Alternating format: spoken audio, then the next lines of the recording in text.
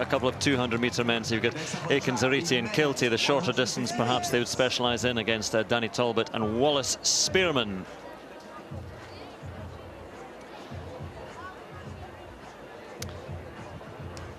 There are the four men, and a very familiar figure in lane one of AIkines-Aryeetey, a former youth world junior champion over 100 metres. Let's see how he fares over 150. Alongside him, a man who raced in Brussels last night, finished 7th in the 200 metres. Where Adam Jamili ran 1997, Danny Talbot.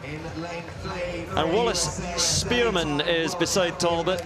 Silver and 2 bronze medals, World Championships over 200 metres, although the most recent of those back in 2009. But a high-quality athlete, Wallace Spearmon, or Wallace Spearmon Jr. His father was also Wallace Spearmon, a very, very good sprinter. And Richard Kilty takes his final fix. But really a great starter, a great 60-metre man, former world indoor champion and the reigning European indoor champion over 60. So 150 metres again. Can he hang on over the final 50 metres? He's run very quick 100s this year, ran 10.01, not too far from here in Hexham.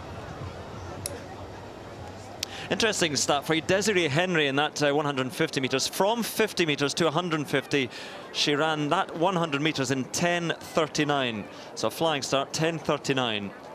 May well be the quickest 100 metres ever run by a British woman. And that's really where she won the race, from 50 metres on. Wallace Spearmon is being attacked by a bee, but regains his focus. AIkines-Aryeetey in 1, Danny Talbot in 2, Wallace Spearmon in 3, and Richard Kilty in lane 4. The men's 150 metres.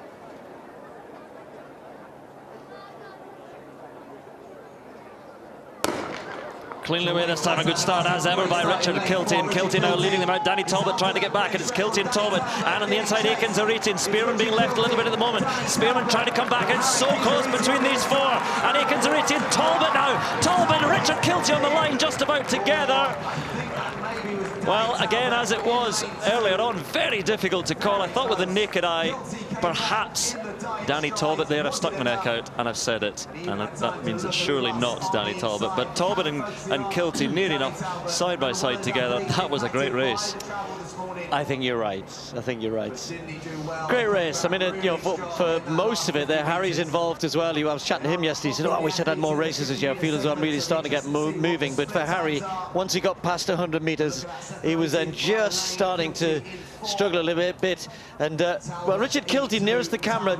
You think he's going to move on here because Danny Talbot maybe a little tired from all of his exertions recently, but Danny just about lasting it out, I think. Let's see here on the dip. Yeah, I'd be surprised. See what Kilty does, just turns that little right shoulder in there to see if he can get the nod, but doesn't. And in fact, time just coming up, 15.06. That's pretty swift. Anyone gets under 15 seconds, that's very, very good. So that's great race, another great race. And it's good to see the guys actually being so competitive. I keep saying, Andrew, there is next year to think about relays, places, etc. So a lot of pride still at stake. A very good race indeed, and Danny Talbot just getting it 100th clear. Richard Kilty will come wrap that up later on, but let's hear from them now, talking to Phil. Andrew, they provided more entertainment for this crowd here.